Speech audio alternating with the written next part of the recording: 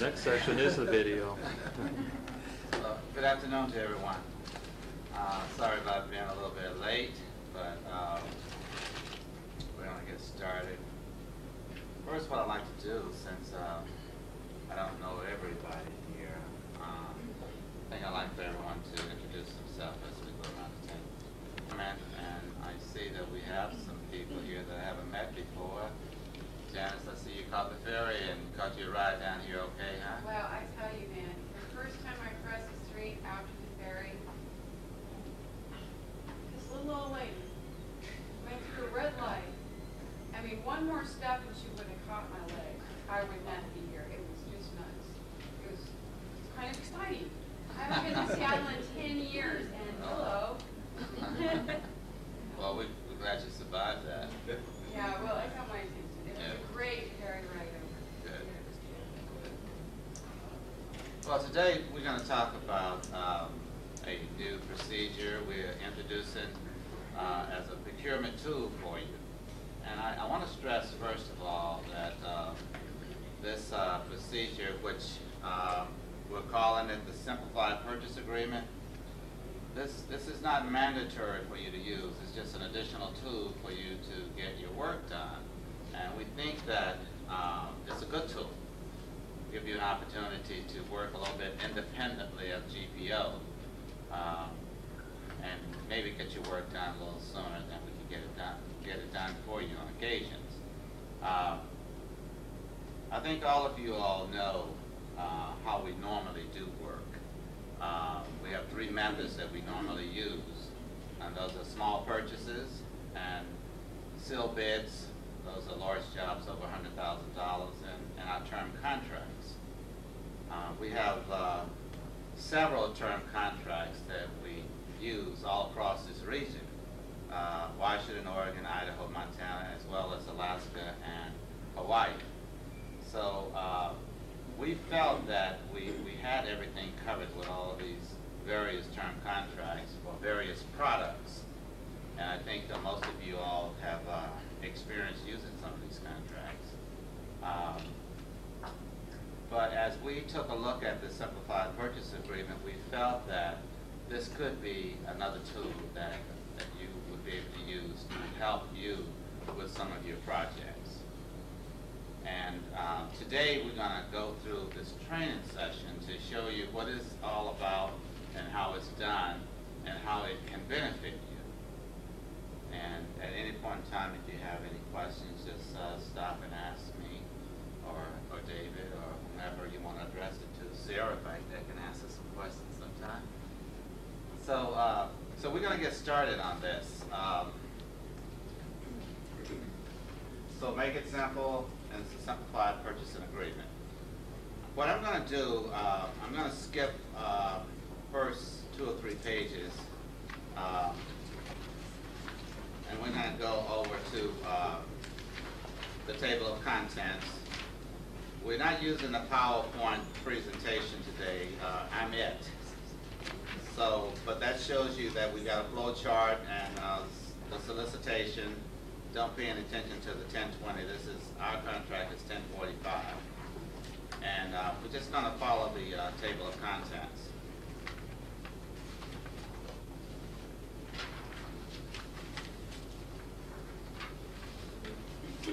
I'm going to retrogress back and go to the objective of this, and that's on the front page. The SPA training session objective will be to train designated customer agency nominees to utilize the SPA program. Each nominee will be certified to obtain printing and related graphic services directly from GPO certified contractors for work valued at $2,500 or less. And that's what we're going to talk about today, how you can buy your own work without coming through GPO for $2,500 and less.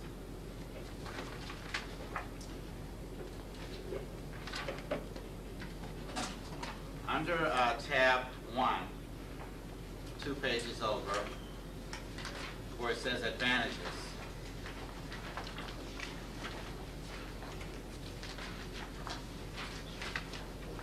Go back.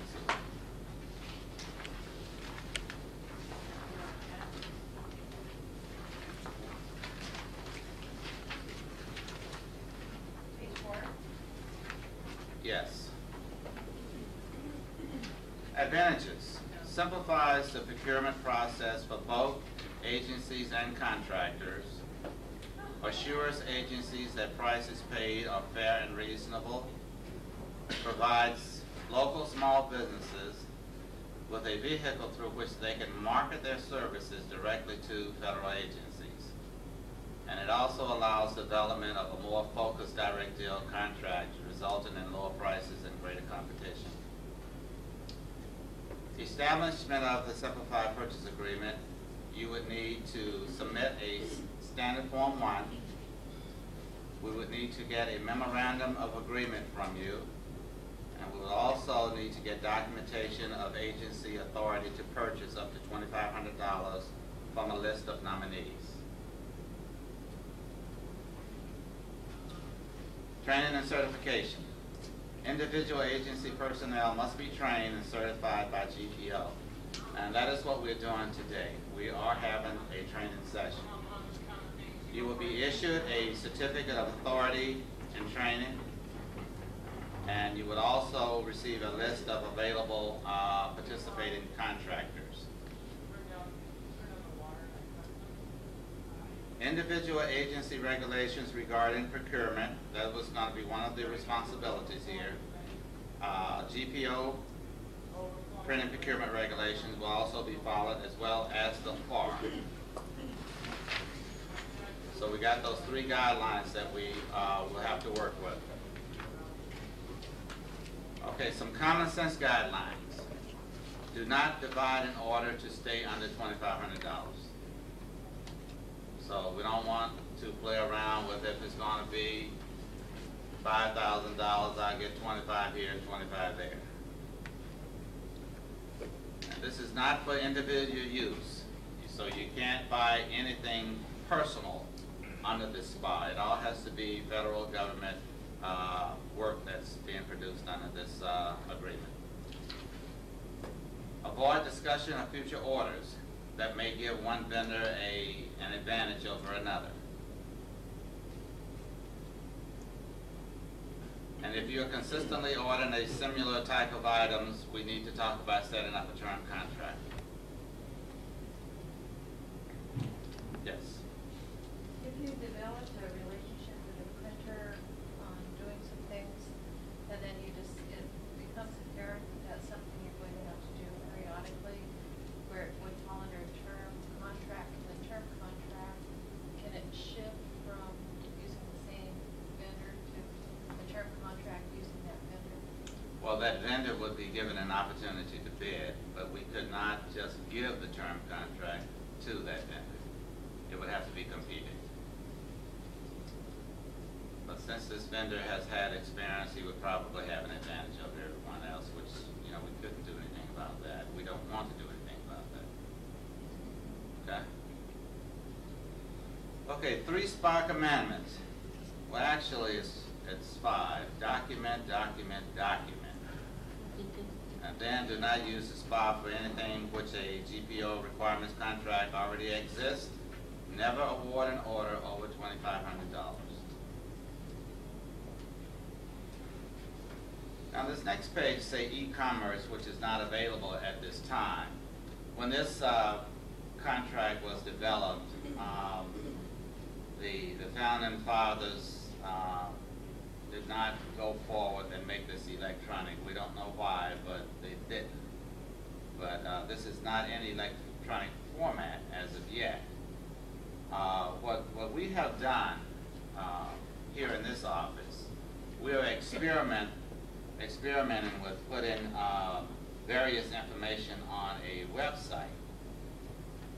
We have an existing contract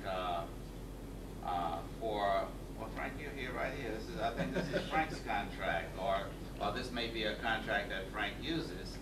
We have web hosting on that contract. So Ken Foster came to me and said, well, why don't we try to put our agency information and contractor information on the SPA, on this web hosting.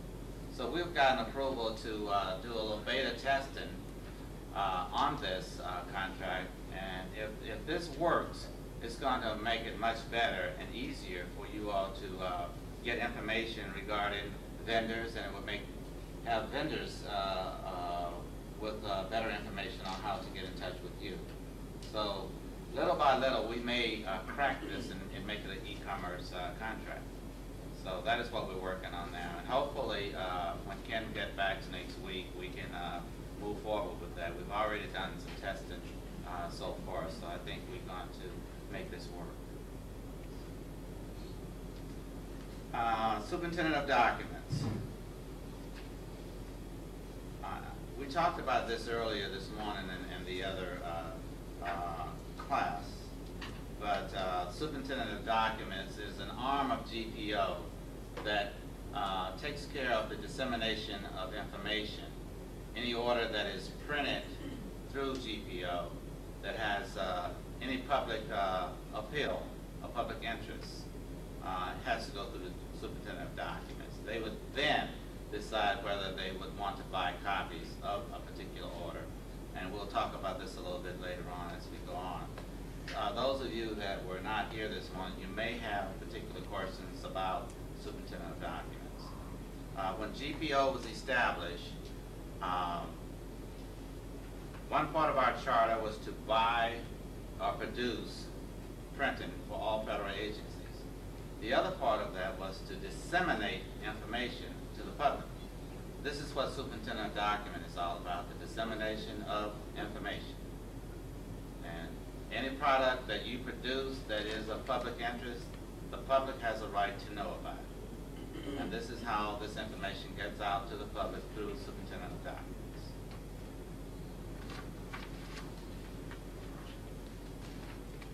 Okay, on the next page, the form that is used for SupDocs is a 3868 form, which is called an intent to publish form. And we will talk about this in depth a little bit later on as we go forward, but that is the form that you use to contact SupDocs to see if they want to write your order.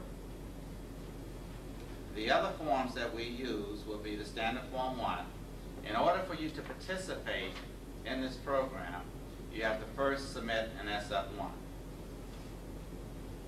When we receive your SF1, then we will give you the authority to be a part of this contract. And we will also talk about the Memorandum of Agreement as well. The SPA work order form is the form that you will use to submit to the printer to do your work. That form is also used to solicit your quotes from that vendor. It is used as the vendor's receipt when he delivers the job to you. It is also used as the vendor's voucher when he submits for payment. So this form has multiple purposes. Michael, do you have a copy of that form, an example somewhere in this? Yes, yes. Those of you who are familiar with term contracts will know that we use a print order to submit work to a contractor. This form, this work order is similar, but we're going to call it a work order instead of a print order. The desktop publishing form is also in this package, and you're required to complete that if you're going to submit to the vendor anything that has electronic format. If you're going to submit a disk or a CD, then we need to know what platform it was done on, what software is involved in it, and so forth and so on. The printer needs to know this when he quotes on a job. And we have the compliance form. That's in case anything goes wrong in your job, you can let us know by submitting this form. The Contractor Database is what I was speaking of a minute ago when I was talking about putting this information on the web.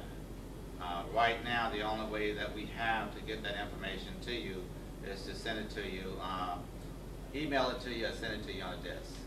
And we think that if we can get this website to work, it's going to be a much better process for us all. When you have an order to produce, you have to go to a contractor for quotes. You're going to solicit 3 quotes or more for work orders that are $1,000 or more. So $1,000 up to $2,500, you have to solicit for 3 quotations. It doesn't matter that you don't get but 2 or 1, but you still have to go out for at least 3. Michael, Yes. how do you know how much it costs? Well, maybe you don't, but you know, we normally can look at a job and tell what it's going to go for.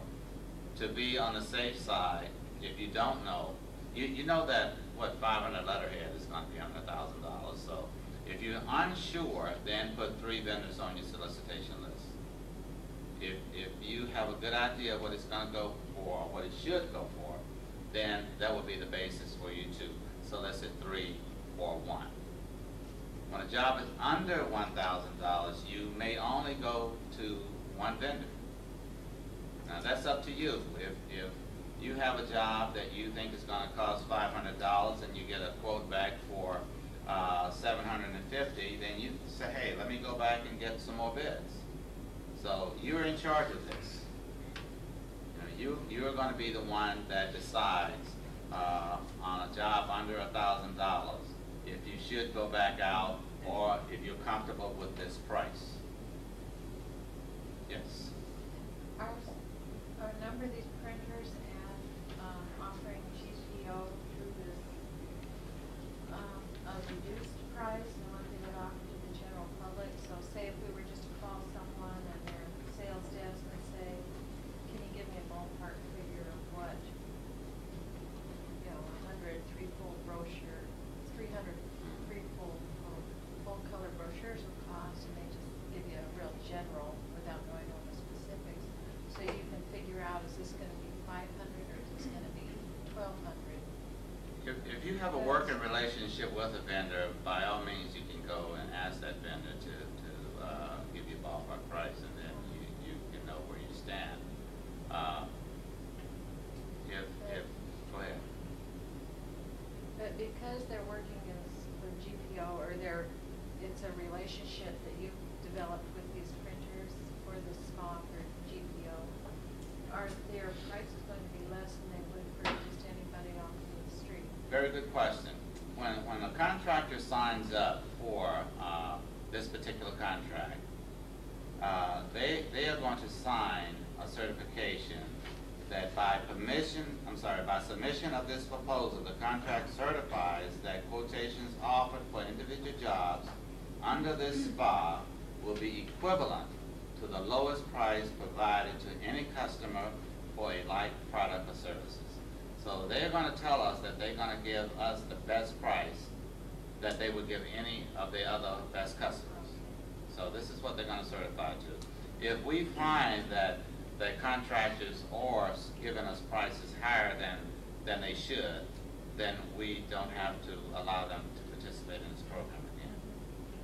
And we will be taking a look at your jobs when we get them in to determine if we are getting fair and reasonable prices. That happened not long ago.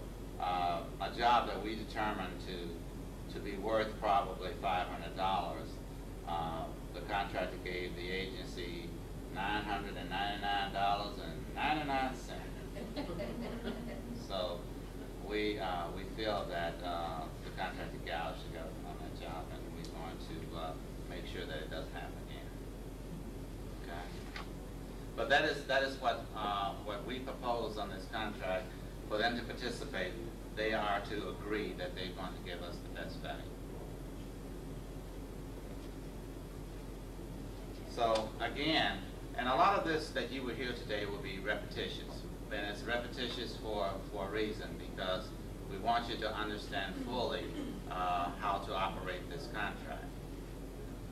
No orders must be awarded exceeding $2,500. When you solicit quotes, try to rotate your vendors. If you have a group of contractors that you're doing business with, 4 or 5 contractors, try to rotate that so one vendor won't get all of the jobs. Now, I encourage you all to find vendors in your area that you want to work with and ask them to fill out the necessary paperwork to participate in this program. And that is what part of this is all about, is to form a relationship with some of your local vendors. I got to tell you that probably 60 to 70% of the work that we award on our small purchases go outside of this region. So by you forming a relationship with some of your local vendors, that will give them an opportunity to benefit from this procurement process. So those guys that you know around the corner, give them a copy of this solicitation that's in the binder here and ask them to complete it and send those 2 pages, 5 and 6 back to GPO. We'll get to that as we go on. When you are soliciting quotations, if alternate proposals are sent to us, for instance, if you ask for white paper and the only paper the contractor has is blue, if you accept that, then you must give the other vendors an opportunity to quote on blue as well. So whatever changes a vendor comes in with that you will accept, offer that to the other vendors that are competing for the job. So we want everyone to quote on the same product. Okay? And after the award has been made, quote results can be given to the vendors. But before that, we don't want you to give any information to any vendors that is privy to any other vendor. We don't want them to know who else is on the bid list. So we don't want them to know their competition. They just need to know that there's a job to be quoted on. They don't have to know who they're quoting against. So please don't give them that information. Well, and for Angeles, there's only 2, so they're going to know. Well, then we can't help that. But if they ask you, you can tell them that you can't give them that information. Right? Okay, and once the job is awarded, then we need you to send a copy of the work order to us.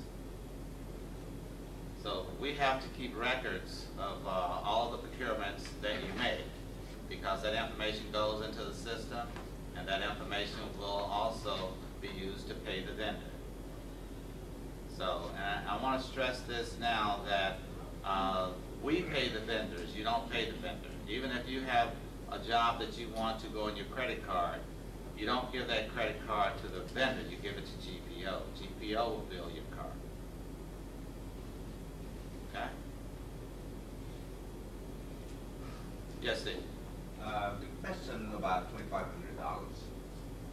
Let's say the project costs $2,500, then you have to pay surcharge to GPO. That goes over $2,500.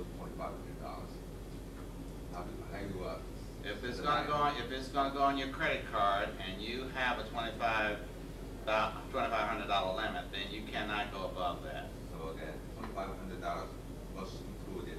Yes. Yes. The only exception to that is that if the Superintendent of Documents writes your order and that pushes that amount over $2,500, it's okay because you are not paying the additional amount, GPO is.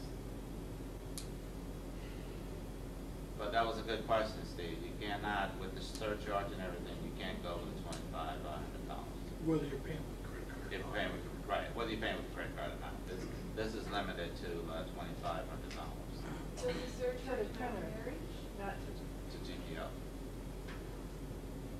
the printing charge cannot be more than $2,500. You get it, GPO gets a surcharge. Yes, but all of that cannot go over $2,500. Okay. And what's the surcharge? Now the surcharge is 7% plus $7.50.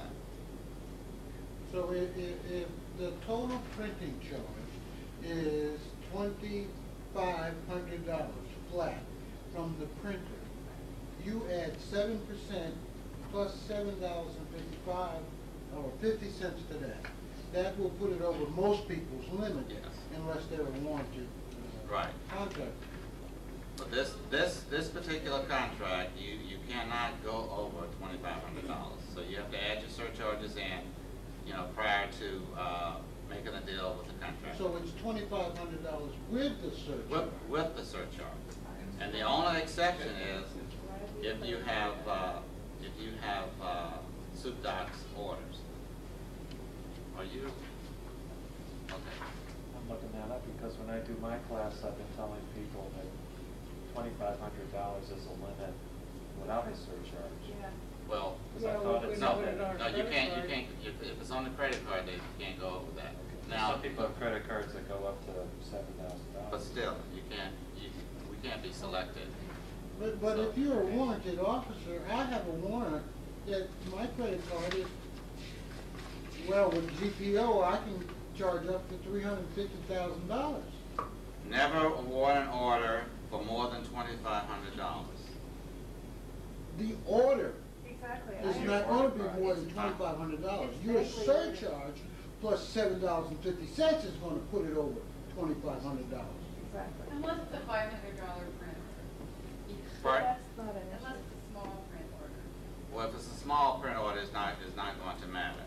Right. I can understand the philosophy behind it because most of the people in the department who place these orders have credit cards with $2,500 limits. So if when the credit card is charged and the order was $2,500 and then the additional surcharge is say another $50, that will reject. So on their credit card. So unless you only have warranted contracting officers placing this order, then I can understand the philosophy behind $2,500, including the GPO surcharges. And that was the concept when Yeah. this was developed. The concept was that most individuals had credit card limits up to $2,500.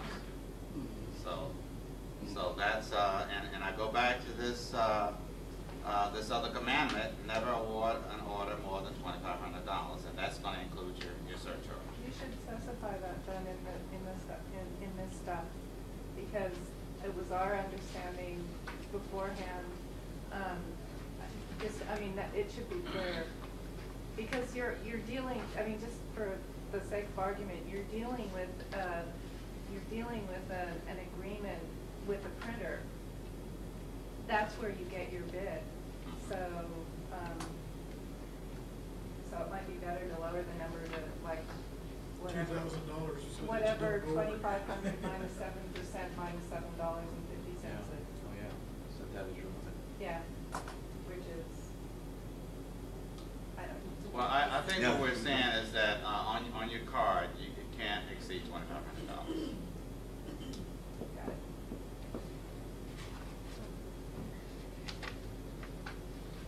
Besides the card, does GPO take the convenience check also? No.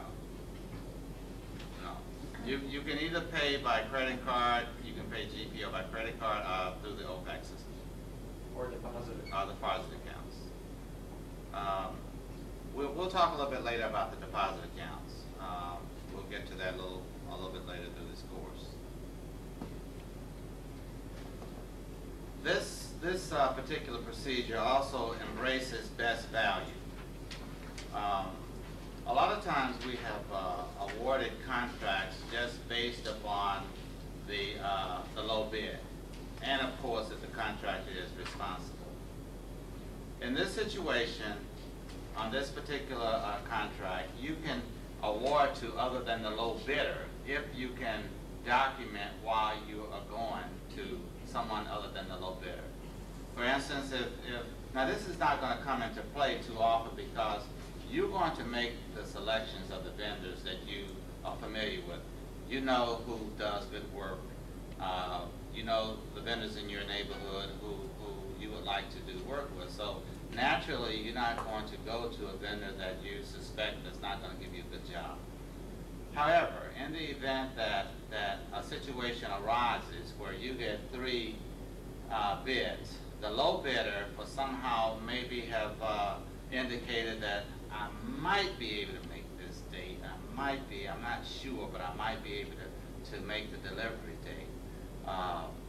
You don't feel comfortable with that, so you can document that somehow you have gotten the indication that this vendor may not be able to perform, and you want to go to the next vendor. So whenever you go to, other than the low bidder, make sure you have good reasons to pass over a vendor that has given you the low price. And that could be for whatever reasons. So, but you do have to document that. And if you have any questions, please call GPO, because we don't want to get into a situation where we're passing over someone just because you know his brother-in-law don't like it. So by all means, don't pass up anyone without having proper reasons to do so. When using the SPA, does that give you waiver to not go through like the GPO, the forms warehouse? The forms warehouse? Yeah, like, if I want to order envelopes with our address stationery and stuff printed on it, I go through the GPO in DC, then they send me the envelopes. But if I don't have time, they say I can do it under $1,000. I can go to a local vendor, but they give me a waiver. Is this office the same as the GPO? If you participate on this SPA, you won't need a waiver. I don't know how you deal with your central office in terms of work that you buy out, that they give you a waiver for, but this particular contract will give you the authority to buy anything, any printed matter or related matters that are under $2,500. Okay?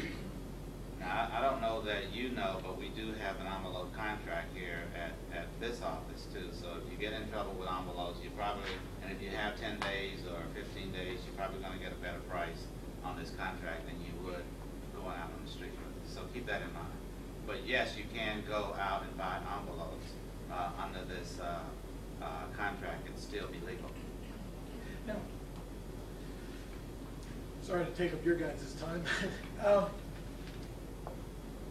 Is GPO here the same as the GPO there? Yes. Are you all the same? Yes, we're all the same GPO. Okay. Yes. So, because I just go, I came into the office a couple of years ago, and I'm just going by what my predecessor had set up. And so maybe I should be checking here instead of there for this stuff. Well, we're all the same. We just have, we have 19 offices across the country. I have a question about the best value. Yes. Ordinarily, I wouldn't consider this, but I have to, the contracting book, but I have to ask the question. We're supposed to make sure that where we may have 2 or 3 vendors in our community, that we spread the workload equally among those vendors. But in a best value situation, would you want to consider the fact that maybe the last 3 orders went to vendor A, and that as part of best value, you would want to go to vendor B? It doesn't seem that would be legitimate. That's not best value. Okay, that Yes. in the. Now, what you would want to do is rotate your list for jobs under $1,000, as long as that vendor is giving you a good price. But if you get 3 quotes, you don't want to pass up the low bidder just because the other Hasn't had it. Right, Okay. absolutely. However, if 2 of them are equal in every respect in their pricing, and you've used one more than the other, then it would be okay to use the other. You really need to draw lots. When you get equal bids, Yeah. you need to draw lots. And that's not best value either when you get a tie bid. When you get a tie bid, you need to put 2 names in a hat, shake them up, and draw out the low bidder. But if you developed a working relationship and you have that person's specs, you know what, if it's going to save your graphics people time because they know what to expect from that printer, is that part of best value? Say you have their ICC profiles and you developed a working relationship and you know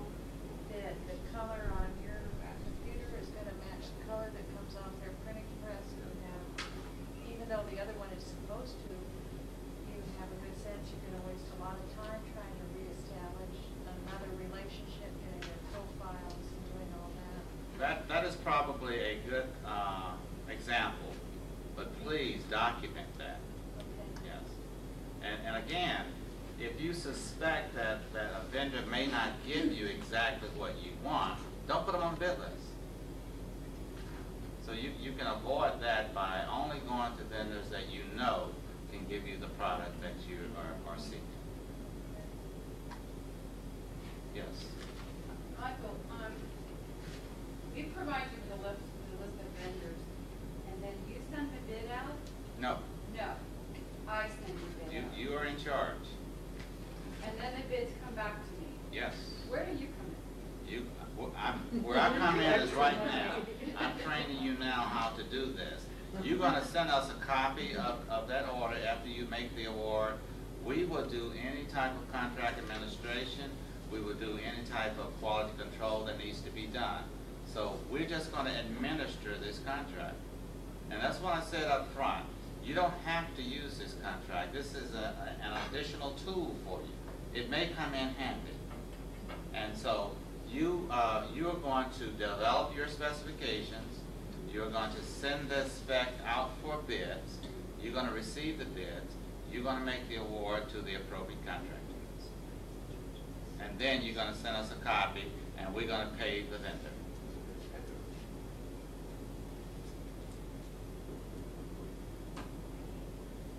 Do I know what I'm doing here? No. Well, you will. Yes. Yes, Steve. We have to provide you with the documentation about the quotes and the awarding document. Yes, there's another form in here where you will receive the vendor's quotation. If it's going to be over $1,000, I want a copy of the quotation sheets to show who bid, who you made award to, and all.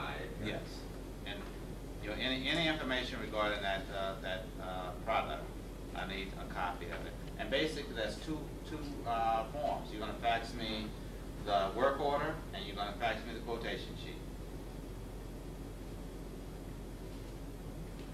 Okay?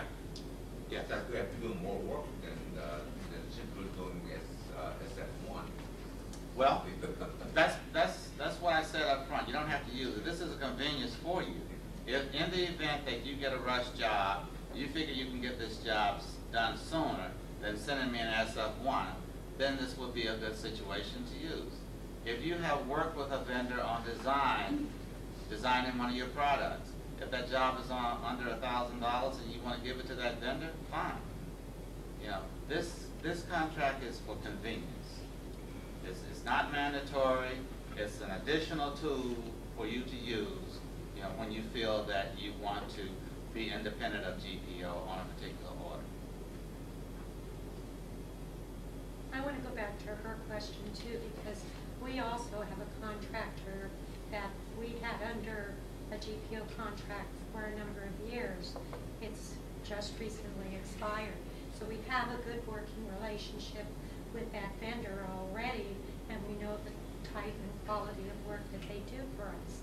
However, based on best value, I would not, is it correct for me to say I would not exclude other vendors unless I knew for a fact that they could not produce at the same quality that I received from the other vendor?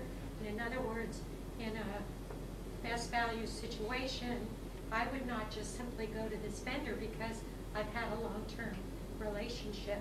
I would want to give the other vendors in our community an opportunity to provide a quote on something, say, that's valued at $1,500. If I know that I know that I know from talking to them that they could produce exactly the same quality product that I get from the one that I have a long relationship with. Is that correct? You're correct. Yeah.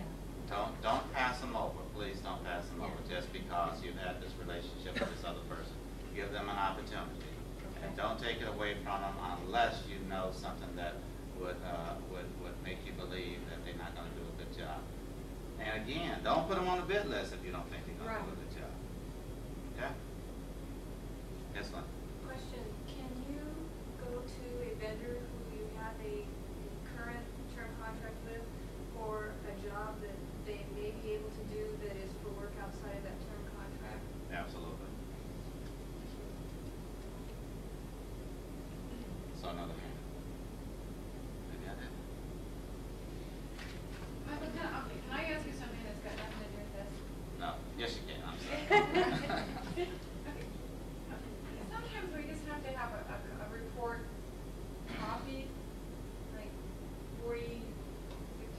copies of report.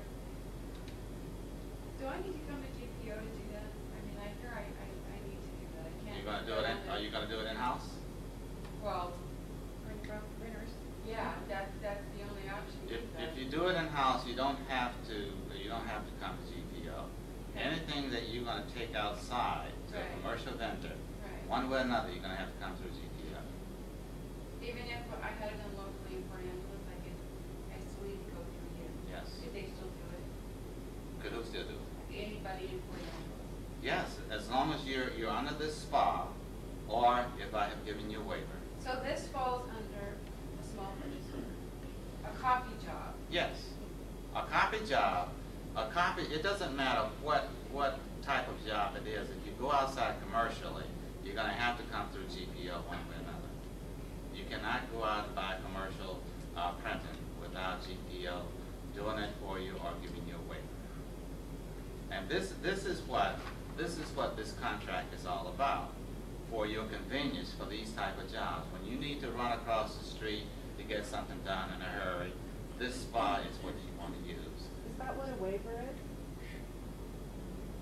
Is You're this a talking- waiver? Yeah, a waiver. Actually, this is going to replace a waiver. You don't have to come for me for waivers if you operate up under this contract.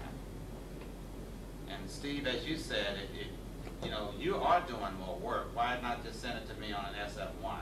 If you have time to send it to me on an SF1, great. I mean, that's the way we operate. That's the way that's the way they all come to us now. But this program that we're introducing now is going to help you in tight situations when you need to get something done and you don't want to be bothered with me. But the SF1 is still required. And SF1 will give you the authority to operate under this contract. Got it. You give that to me one time. I see. It's just like a term contract. You submit an SF1 to establish a term contract or to use a term contract. You only submit the SF1 every fiscal year. In other words, the SF1 you're going to submit now will run till the end of September. Then we'll need to have you send us another SF1 for fiscal 05. Okay, so the SF1 means that we are authorized to use the simplified purchase agreement for 12 months. Yes, yes. And along with that is going to be a memorandum of agreement. You guys are going to do that memorandum of agreement to say that you will follow the format and this training that we have given you today. You're going to operate upon that particular training that has been provided. And we only need one memo of agreement. You don't have to send that in every year. Okay, I understand. One will do it. And then after that, it's the work order and the SPA compliance form. Yes, all of those other little incidental forms. The work order is what you will use to give to the vendor for him to Bid on. produce. Well, to bid on, and then you will award with that same work order, and then you will receive the job with that same work order, and he will bill with that same work order. One document will take care of everything. The nice thing about the SPA is you're choosing the bid list. If you send an SF1 to us to bid out, and you tell us, please pick 2 vendors in Port Angeles, it's got a 4-day turnaround time. When we get it and we bid it out, we're going to put those 2 vendors on the bid list, but we're going to post it, because we're required to post all the specifications. So we're going to have people all over the country bidding on their job. We could go to Florida and be produced there if the contractor If they can make. says he can make the delivery for you. Right.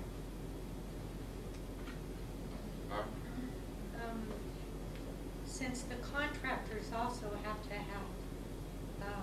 have signed up for the SPA, any contractor that we go to has to have an agreement or a contract with you to be part of this SPA system.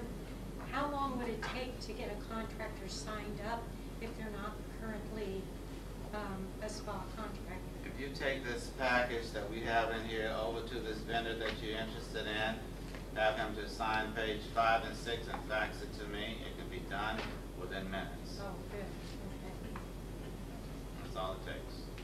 And so they're not really competing on a, No. like you would in a federal SPA? Yeah, this is a job-by-job situation.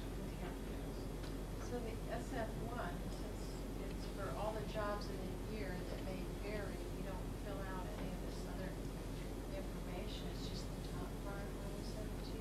Yes. Yeah, all you need to do is put your accounting information on top, and under title, you're gonna put SPA Program 1045M. That's all, and sign it. Nothing else to it. It's simple. What page is that?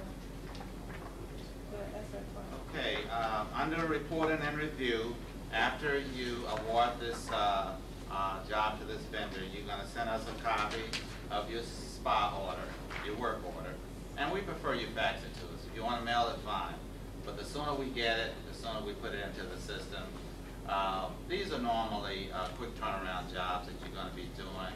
So the contractor will probably print the job one day and bill it the next day. So we need to get it from you as soon as possible so we can put it in the system. So when he bills for it, our financial management will know that this job is in the system already. So, yes, sir, Steve. I normally use the PDF document, attached to the email. This is quicker and cleaner copy to you. Do you mind taking the PDF attached to the email? In other words, you can scan it, make it PDF document, and then email it to you. The work order? Yeah, we don't mind that. You have to, who should it come to, Latrez or? Go to Latrez. Yes. Yeah, you would have to send it to Latrez. I may not open my email for a while, but Latrez will open his first thing every morning. So that would be the point to send it to. And we'll need the abstracted prices along with the work order form too. Yes. Or simply, scan the document, make it PDF document, and it's cleaner. Not cleaner than. Well, that would be fine. Yeah, that's okay. Yes. As long as we get it, that's important. And it may, David, what do you think? It probably would be a good idea to CC a copy to me and you, just in case Latrez is not. Yeah, is not here. Latrez is off. Yeah. That's a good idea. So yeah, it'd be a good idea to CC a copy. The other thing I like that I know that you open the document, the email. So, Yeah, I just got to be here to open it. So yeah, send it to Latrez. Huh? That's a good point. We know if it has been received or denied. Right. Those are the Right. spots. I've been in the federal business for some time, and a lot of times that, I have not seen it. I have not seen it. I know I said it many times. I have not seen it. Yeah, You can that pop it in happens. the mail too for that matter. Yeah. Okay, so we're asking you also to, after you've done this for about a quarter, 3 or 4 months, to check in with us to let us know how things are going. So if we can make any improvements to help you out, we can do that. This is a new process, so we just want to stay in touch with you until things are running smoothly. And if we need to come back together with you individually or as a group to talk about this, we're going to be available to do that. So, this process is new to us as well. However, we do have a good grasp on how it should work, but if you need to talk about it, let's do so. Okay? On modifications, occasionally you will give a printer a job and maybe you wanted that job drilled, but you forgot to put drilling on your work order. So you can go ahead and negotiate a cost for that drilling with the contractor. If you're happy with this price, then go with it. Document your work order, fax me a copy, tell me that the contractor wants $5 additional for this drilling. So we will add that to his cost into the system, so when he bills, he'll get paid for it. If you have a change that you're not comfortable with, then let us get involved. You can come and say, hey, I said this was going to be 10 pages, but it's going to end up being 20 pages. Help me negotiate a change for this. But if you're comfortable with your change and with the contractor's price, then it's a done deal. Document it, fax me a copy, and it's a done deal. Now, according to this, am I reading this right? If I have a job that's $2,400, and then we wanted to modify and have holes added, and they took it to $2,550, you could modify that for us, and then it's good to go? If your change takes you over $2,500, GPO will have to do the modification. Yes. But then it's no longer an SPA. Well, it's above that amount, so what we would do is come back and make that change, and also make the provisions to get this contract billed under the credit card. We may have to do an additional billing, but we would talk to you about that. We'd say, hey, this is going to go over $2,500. How are you going to pay for the additional amount? We may have to put the additional amount on OPAC or something like that. So, but we would do that. We don't want to make a change that's going to take you over $2,500 without making the provisions first. Okay? So even though, say I place an order for $2,400, and then something was forgotten and we want to modify the order, which would take it to $2,600, even though I'm a warranted contracting officer with $1 million warrant, I still have to go to GPO to approve that additional Absolutely. amount? Okay. Absolutely. And the problem isn't your financial authority to pay, it's GPO's authority to pay the vendor. Oh, Because the okay. vendor won't be able to get paid without someone from GPO getting involved and authorizing that payment to the vendor. So by doing this, does this doesn't affect the other two vendors that would have bid and possibly brought it lower, maybe because you added all this extra stuff? Well, if it's going to be a cardinal change, we would come back and do something to make it even for everyone. But if the change came up, it's not going to take it out of the scope of the contract, then we modify. Yeah. So, yeah, it doesn't matter about your authority. It's all about what the contract states, and we have to work within the confines of the contract. Okay. Well, I don't have to read that one because you already brought that up. But it says here, when modification takes it over $2,500 limit, only a GPO CO can modify.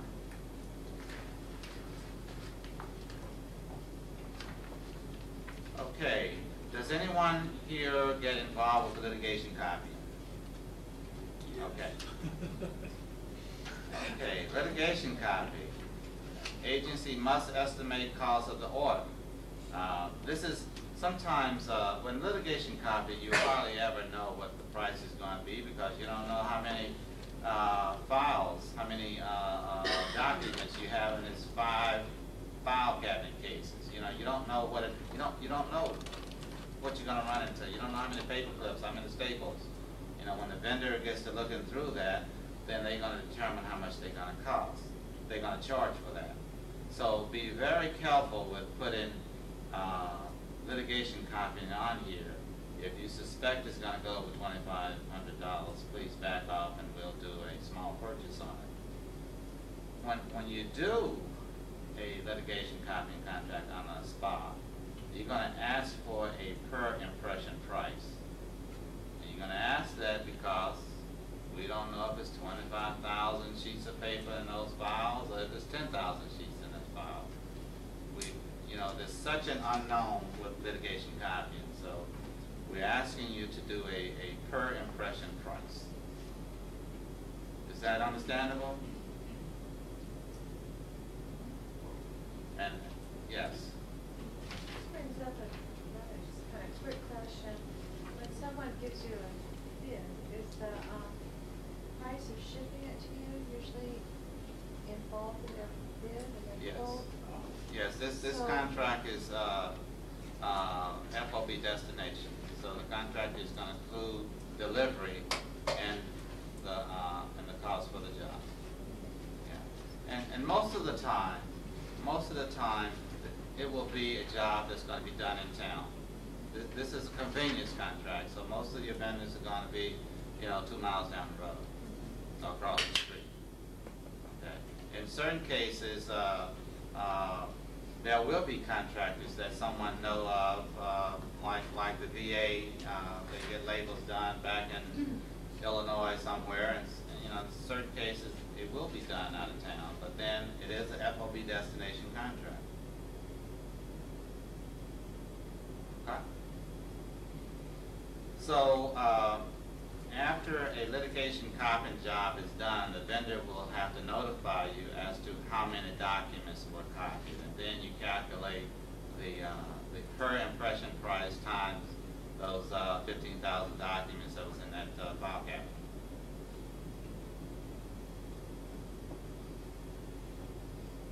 And if there's any questions about litigation copying, please let us know. We started doing this about, I guess probably about 8 or 9 years ago, David?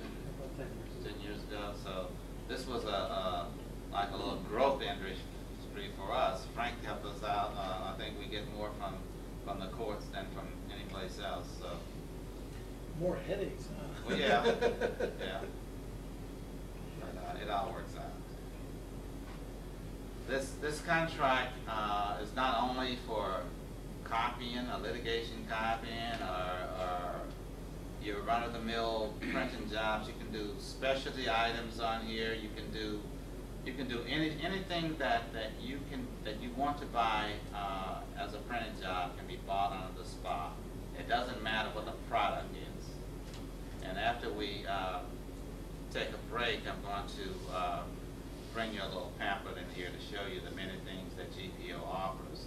A lot of this is not mandatory, but GPO does so many different things now, so we want you to be aware of that. Non-compliance and quality defects. Please notify GPO if you have a defect, if you have a late delivery, anything that doesn't meet the specifications on the contract. We need to know about that. Even though you may go back and say, hey, we asked you to drill this, but you didn't, and the contractor takes it and drills it and gives it back to you, we still need to know that the contractor did not comply with the specifications.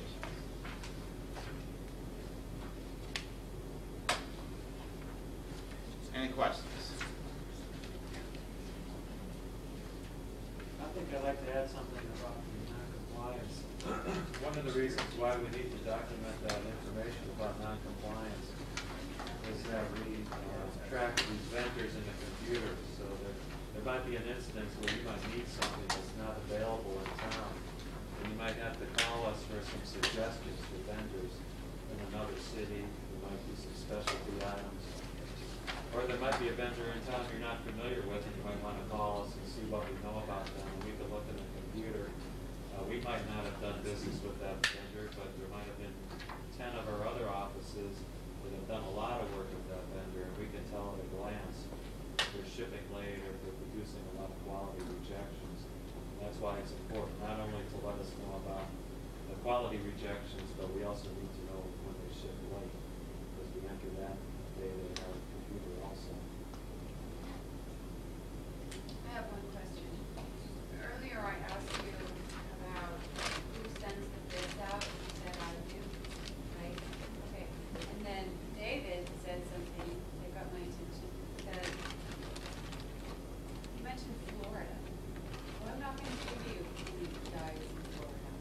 So why would... I was giving you a comparison of if you kept the job in your office and used the SPA contract versus sending us an order to produce for you. Our requirements require posting, or our specifications are distributed nationwide. Now, can you limit your distribution area? We can only do that with a justification, such as, let's say you had a rare manuscript that if you were afraid if the FedEx driver got a hold of it, you'd never see it again. It might have been something that one of the signers of the Constitution handled and signed or something like that. In that case, we can require that the vendor pick up and deliver and produce the copy themselves and not give it to any third parties.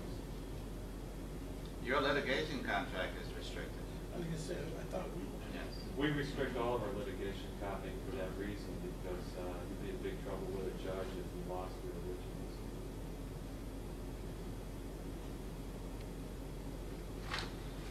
The last part of this section has to do with various contacts in Washington, D.C. and the local contacts and all the other regional offices that we don't have to go through. If you want to call Washington, D.C. to tell them that I did something bad to you. Here's a couple numbers in here that you can call. So, but that's basically contacts for our Washington D.C. office. Section 2 is just a flow chart to tell you how the process works.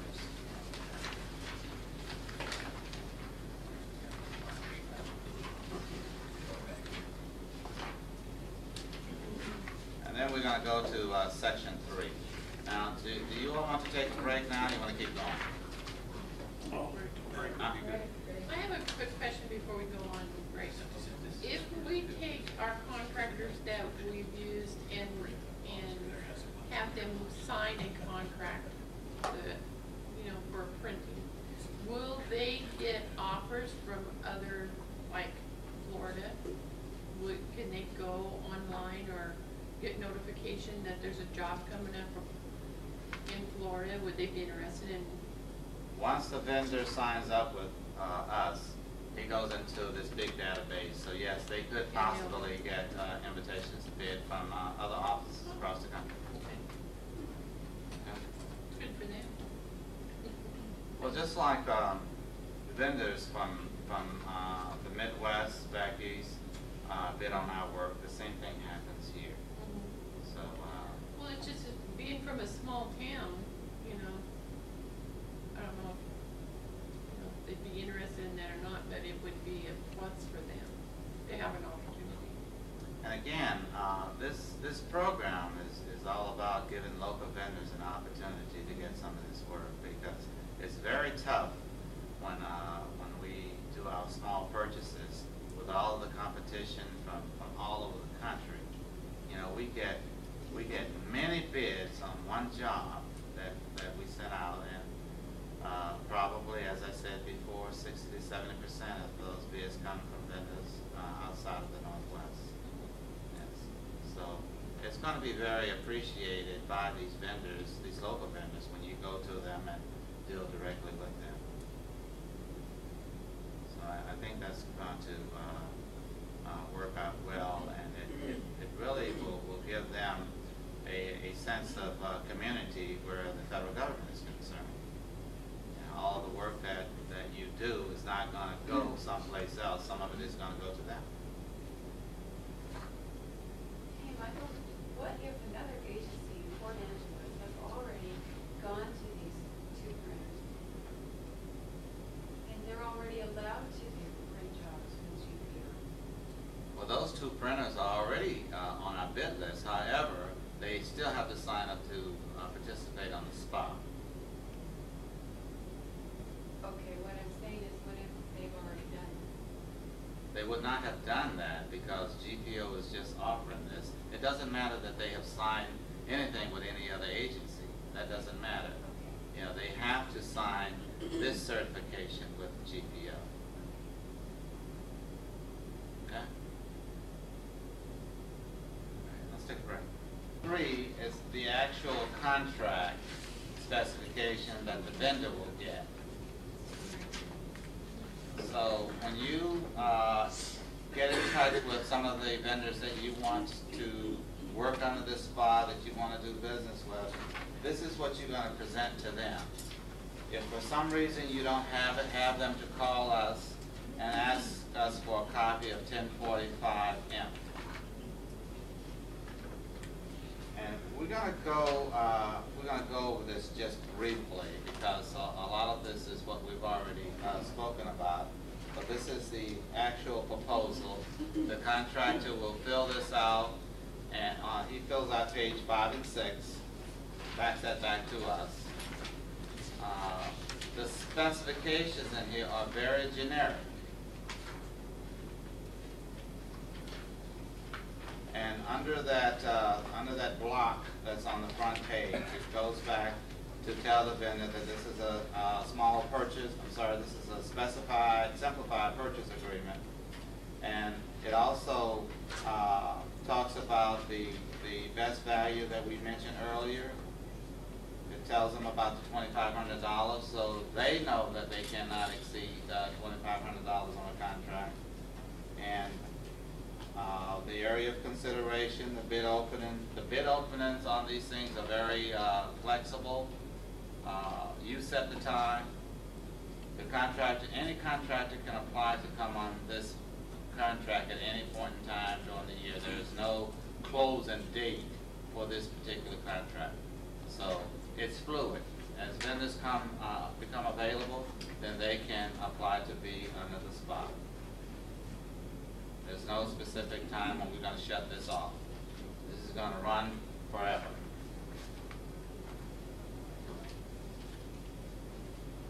On page 2, again, some of the same information that we've gone over. Description of the agreement, the scope, and the scope can be any type of printed product that you desire.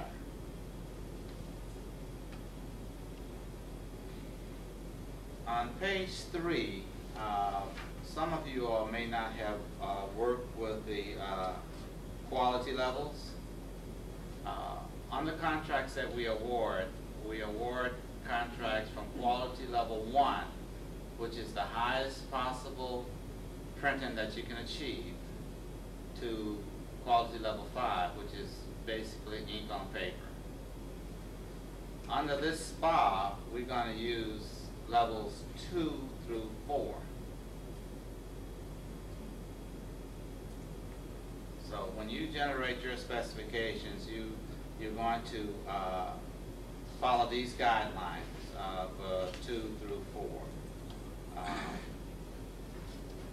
And it gives somewhat a description on each one of these quality levels. For instance, level 2, generally process color or multicolor requirements. Overall appearance is of a primary concern.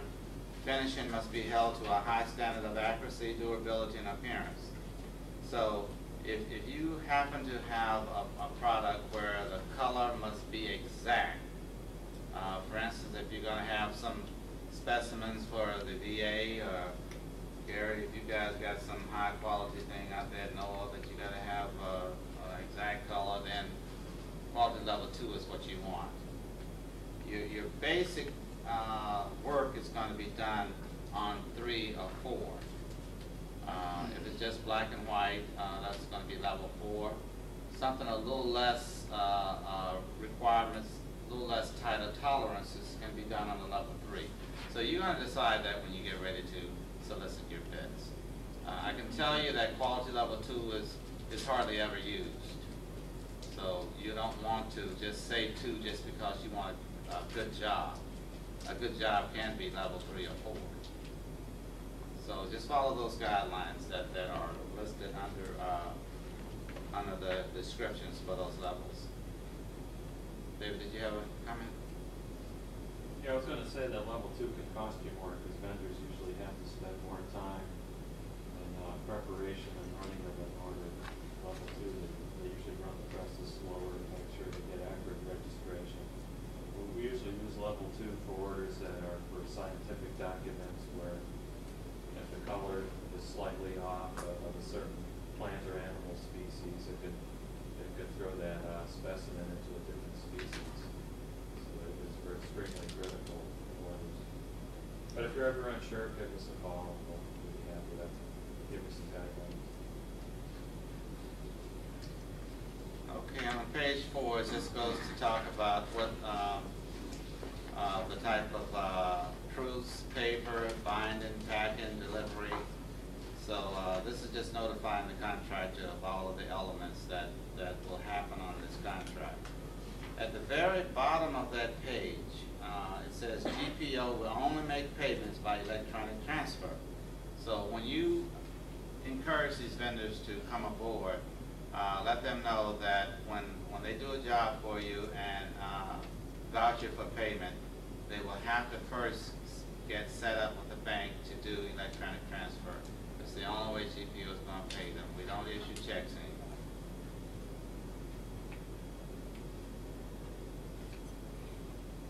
Mike, I have a question. Yes. I thought earlier you said that we would give you our credit card number. You would pay them back. No. No. We bill you with your credit card number.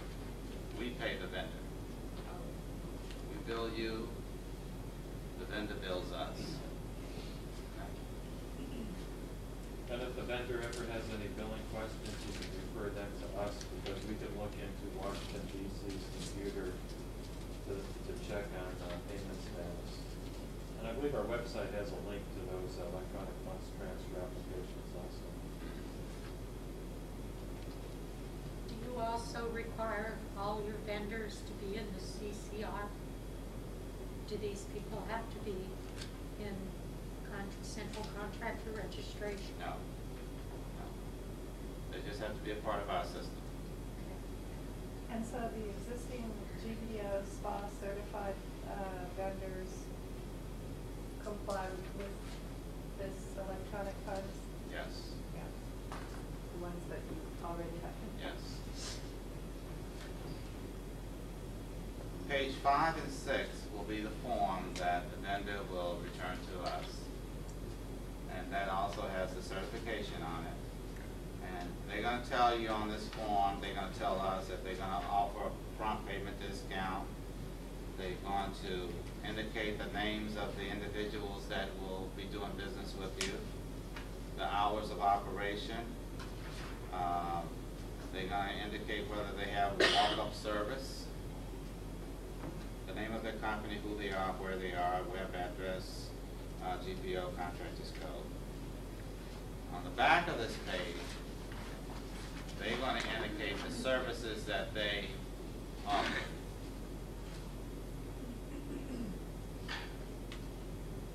So they're going to check off here everything that they can do, and then you will be able to look at this and see if the vendors offers a product that you want or that you need. So they're not going to specify what the rate is? No. Okay, so that's why where the soliciting quotes comes in. Every individual job would be quoted on separately. Okay. There's no prices in here at all. So when you call that vendor, you need 500 flyers. They're going to be 3 colors, 2 sides, and on 20-pound white paper. Give me a price for it.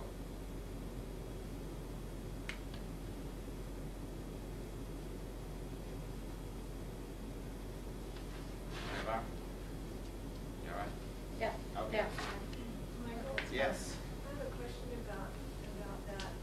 In your general list of vendors, you have where they qualify, where their level of work qualifies, whether it's 1, 2, 3, 4, or 5. Will we have access to that information when we go out? If we're asking a company that we have never used before to bid on a job, what level they're capable of? And I think this is on this back page as well, isn't it? Yeah. On this certification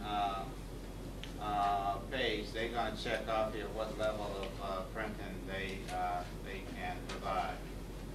On the bottom, the very bottom button. Got it, okay. Yeah. All right. And you will be able to get a copy of this for those vendors that you want to do business with. Okay? Okay, let's go to, any questions about the solicitation?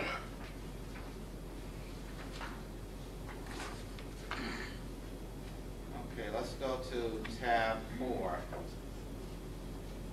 Oh, I have a question just on this back page. Yes.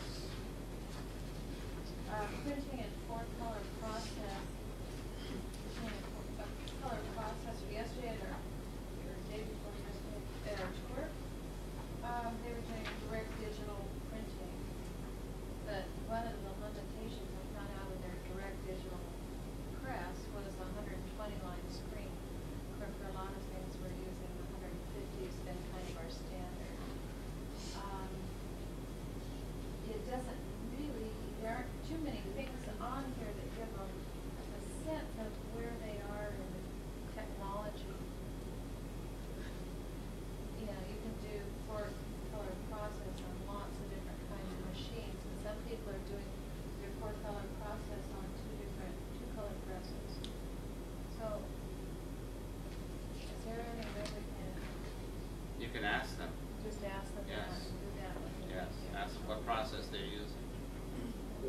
that part of your specification, that you want 150 lines strings.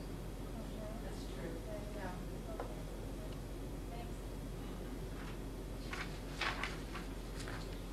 So this contract is to get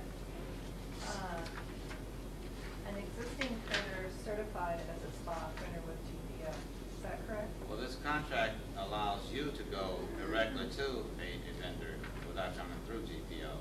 But the vendor has to be certified as well to participate under this program. Now, you said that there was a list of vendors that you're getting. How often do you update that list? Well, we're supposed to update that monthly. So as vendors come aboard, we're supposed to be, well, we are updating it. The problem has come in with disseminating that information to you. And that's where we hope to correct that by getting this web service. So when we get the web service, all you need to do is just go online at any point in time and say, yes. And it'll be listed by state.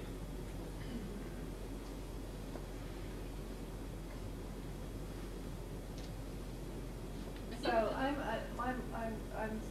being stupid. So it's an existing SPA contractor in Seattle. We want to, so he's on your list. We want to go, we have a $500 job, and we contact that individual. He or she doesn't need to fill this out because they already have, correct? However, if there is a printer that we would like to do business with under the same circumstances who is not SPA certified, then he or she needs to fill this out and send it to you. Yes. Well said. You done good? Thank you. All right. Move the camera.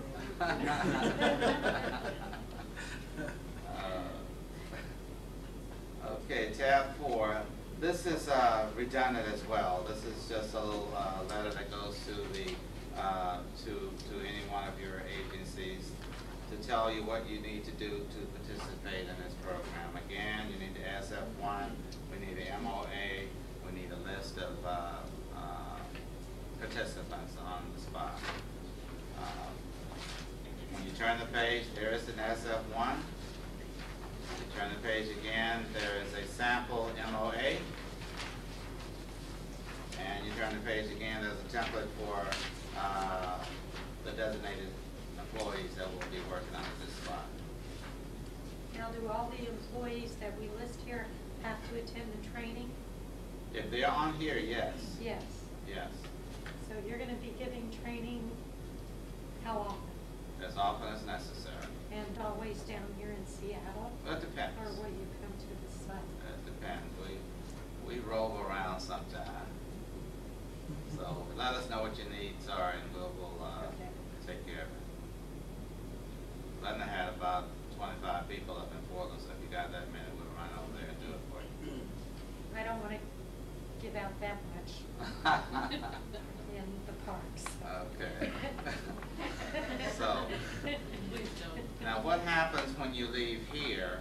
When you leave here, in order for us to move this forward, I need your SF1 first.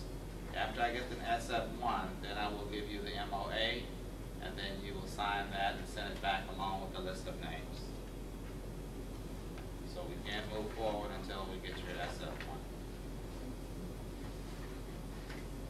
And again, this is optional. This is another tool, so use it at your discretion. The next form here has to do with the deposit account. Dave, you want to talk about that? Sure. The deposit account is a function of just a third method of payment. One method we have is an OPAC account where you get a paper invoice and your agency issues a check to GPO in Washington, D.C. The second item, which is becoming probably more popular now than OPAC, is the credit cards, where you give GPO your credit card number and then GPO bills your credit card. And the third item is a deposit account where your agency can set up an account by transferring cash to GPO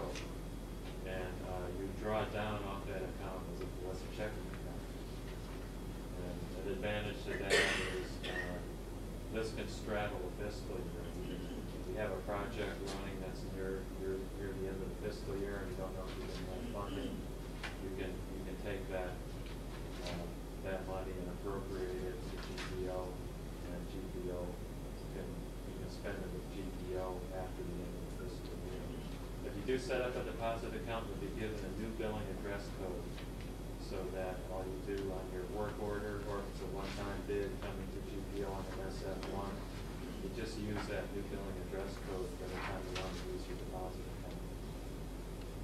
And there's an explanation about it on our website. If you can't find it at our website, please give me a call and I'll either send you the link to it or I'll walk you through the website on the telephone while you're at your computer. There's some more information. There's a question and answer feature at our website that talks a little more about deposit accounts. Toll-free number on this page. I believe it goes to Jim Hicks. Jim Hicks runs the deposit accounts and he can answer your questions. I know Glenda's using it and she's pretty happy with it. I haven't had any complaints about it so far. I think you got rid of some of those warehouses you had where you used to get all those things printed at the end of the year and have to store them somewhere, so you don't have to do that anymore. No, our people are happy and very grateful. And nobody's said anything yet, so Okay. it's working well for us. Okay. Glenda, can you tell me a little something about the management of the account? Do you get a statement or do you just go to the website and go to You your gotta account ask and look me. in? Yes, I'm the she account gets all there. of our accounts, and yes, you do. You get a monthly statement? Most of the time, once a month, they give me a statement. They missed a couple of months on me. I don't know why Jim didn't send one. But most of the time they do, and where we've got multi-account numbers all in one account, I do an accounting sheet for each number You have I've to got. break it It's down. all added into that one GPO account. What happens is that when those field offices, they usually obligate that money for a particular project that isn't quite ready to go yet. And so that amount is listed on that sheet that Dorothy has for them. And then as the jobs come in, the purchase amount is deducted from the amount that they put in. And if it costs more than what they've put in, then it comes out off of their current year funds or somewhere else, however they want to pay for it. But it's working really well and we're able to track it. But it takes some bookwork on our end too, so we're going to figure out how to do it without having a separate account for each one. Now, how do you know whose credit card account to charge? I mean, is it show up on some form that we send to you when we place an order? Is it a number that we give you well in advance and you charge the same credit card each time, or what? We don't do that because people sometimes change a credit card for each order because it might be for a different one of your customers. Right. So only on the copy of the work order that you send to GPO, you put the credit card number and expiration date on that copy. When we enter it in the computer, we transfer that into the computer. Okay, so we can arrange multiple accounts. Yeah, but By on order. each work Each order, order. however, can only have one credit card. Right, that's what. But it could be a different card number from one work order to the next work order. Yeah, okay. And please don't put it on the one that goes to the vendor. Well, that's why I was looking at this, because I didn't want to give it to the vendor. Please don't. If you give it to the vendor, you're gonna get charged twice. Yeah. And you guys are gonna refuse to take yours credit card, right? Yeah. Okay, we're gonna go on over to tab 5. This section is actually the training manual. Now, yes, sir. Can I go back one page to that forms page? This is the page that is on our internet site, on our website, that has the forms. And you'll see some of the forms that we've shown previously that are used for the SPA contract are not listed here. And I do have PDF files of most of those forms. And we just made up a new form too to give vendors so they can fill it in when they want to bid on each work order. It's just a bid form, and we've had complaints that there was no form for that, so we're just starting to add that. So please call me or email me, and I'd be happy to email you the whole package of forms that go with the SPA contract. Can we just we receive their SF1, can't we just email them those forms? Okay. Well, we're gonna bring an abstract for the vendors to pass us, so they can give the vendors an abstract so they can know how to submit their quotes. We didn't talk about We it. did. Okay. Certainly do that. Yes. Okay. Okay. Now, this next section is actually the training manual. This manual has most of all the information that we have already talked about. So I think it's going to be really redundant to go over all of it. So what I'm going to do is go by page, and if we miss something in the earlier section, we'll take care of it on this section. Okay? It gives you the table of contents. And the introduction page, I'm just going to read one section out of this introduction page. Yes, it's keep turning. Okay, under introduction, on paragraph 2, just going to reiterate about best value. In the middle of the page, it says here that Simplified Purchase Agreement would allow agencies to directly place their orders for printed and information products on the basis of best value, a concept embracing price and other factors such as responsiveness, business practices, convenience, courtesy, attention to detail. So when you skip that low bidder and go to the second bidder, these are some of the things that you want to explain why you skip that guy. This guy was rude to you before, and they don't display good business practices. They're not responsive. Now again, if you know this already, keep them off the bid list. But if something happens, something may happen in between time when you send out the bid and when you get ready to make the award. So this is what I'm going to be looking for when you pass over that low bidder.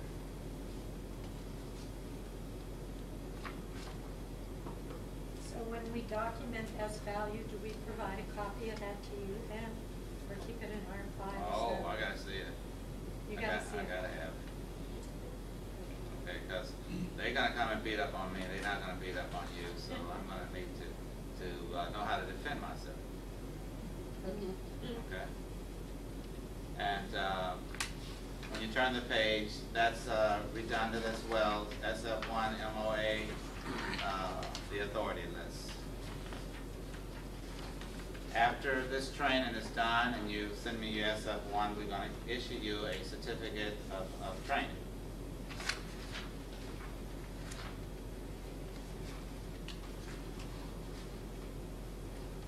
Page 4 deals with procurement responsibilities again.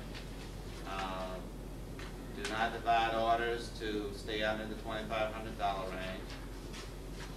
Use only for products that are for your agency. Do not do anything for your personal use under this contract.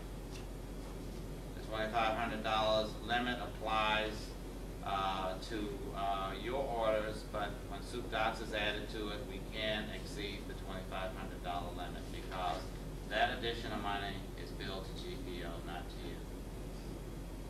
Mike? Yes. On that 2,500, that includes, you say, the GPO surcharge? Yes. How about on the $1,100? The $1,000? Or 1,000? If you go over that. But does that also include? Yes, it will include that. If you go over the 1,000, it has to include your upcharge. Is that also $7.50? Yes, it's 7% plus $7.50. Which means you really can't go much over 23, 25 to print. Yeah, you can get you a little cheat sheet and know where your limit stops. It's about there. Okay. Okay, and we talked about hopefully the eventuality of some form of e-commerce on here, and we're going to work real hard on Frank's contract to get that. Do we have any other questions on soup docs? I have kind of a weird question on this whole thing. Is that, say you were touring a print shop and you see that they're not paying any attention to the safety of the employees. Or, you know, let's say just all the safety equipment's been taken off the presses, and you realize that it's not really a good working environment, and it doesn't meet what would be normal federal standards for working environment. Or that you think that maybe there's, what do you do about that? I mean, my inclination would be not to give those people business, because I felt, because aren't there usually some ethics standards and some standards about contracting with different people that the federal government uses? Yeah, you see all those posters around about, you know, certain regulations, but I think the only thing we can do in that regard is if you want to report them to OSHA, you can. I don't know that we have, if they can produce a good product, I don't know that we have a case to say that this contractor is not a responsive contractor. I think that's a, I think that's an OSHA issue. Let's say, people that different federal agencies contract with in general have to meet certain standards. Not just in safety, but in other, lots of other things. But, is this, I'm not suggesting that we become the policeman for all this. I'm just saying that if you see something blatant that doesn't seem like the kind of business the federal government would normally do business with,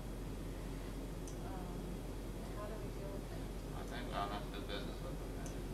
Yeah, this is the first time I've been asked that, and I'm thinking that, as I have said early on, if you know of a vendor that does not meet your requirements and criteria, don't send them an invitation to bid.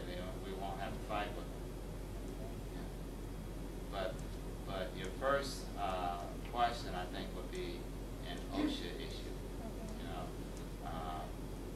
Certainly we wouldn't want to see an impressment get their hand caught in the press because the safety mechanism have been taken off. So I think it's more of an OSHA issue. I think. But as I said, if you don't want to do business with them, don't put them on business. Okay? By the way, where we went the other day, all the safety gear was on the press. And the pressmen had their fingers. Well, good. Michael, did you say we wouldn't be able to be certified until you received an SF1 form? Yes. So will you show me how to fill it out later? The SF1? Yeah. Oh, yeah. And there are versions of how to fill it out online. I mean, there's SF1 is one of those forms. It's all sorts of information. On the PDF. on the GPO website? No, you just go to NOAA. Google go to NOAA forms, electronic forms. Yeah, there's a lot of places where you can find it. This one for this spa is going to be very simple. All you're going to have to do is put your name and your accounting information on it, and a requisition number, and your billing address code, and spa. Okay. 1045. We don't require any information on here other than your basic, that 3 or 4 top lines. Okay? Well, I'll still show you. Okay. And the next page talks about the forms again. We're going to be using an SF1 to get started, and then we're going to use the work order to develop your specification, to issue an order to a vendor, to sign that you have received the order, and the contractor will bill with the same order. So this one order will serve 4 functions. And we're almost time for this test, so you guys remember what I said. We're making progress. And the 952 form, the desktop publishing form, again, whenever you furnish the contractor with something that has electronic format, that vendor is going to need to know what platform was used and what software was used to create this document. And the compliance form, if something goes wrong, then we need you to complete that compliance form.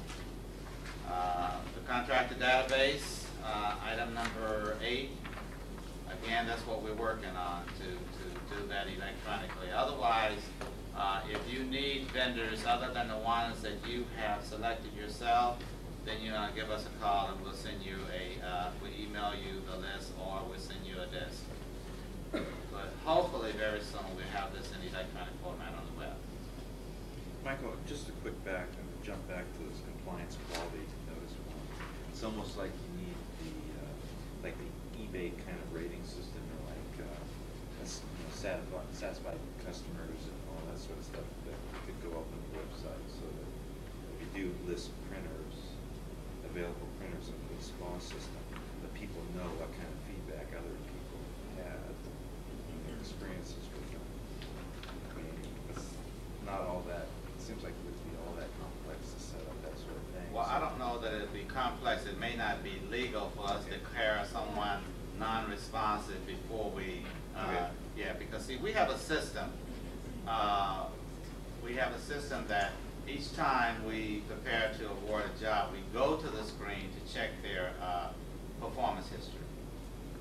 Today they may be good, tomorrow they may be bad. Okay.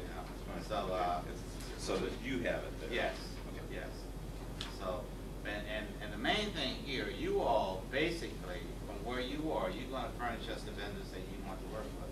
Occasionally, you will have to go nationwide, or you may want to go nationwide to go spot out. Occasionally.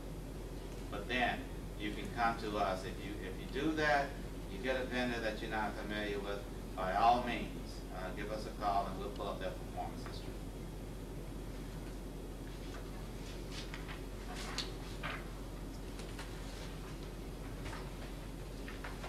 Okay, a little bit more redundant information.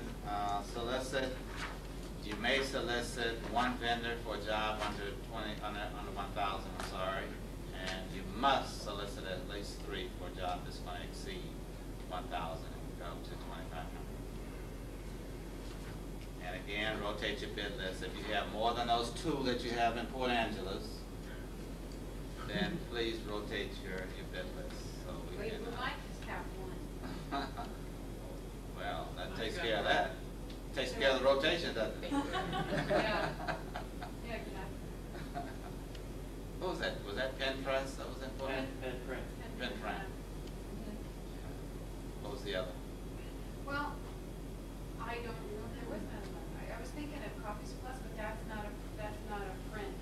That's just, you get taken a report, you said like 800 of these by tomorrow morning. So that's not the same thing. Well, you can put that vendor on your list for that type of work. If you have a multiple page document that you don't want to do in-house, that's the perfect place to take it to. So by all means, use that.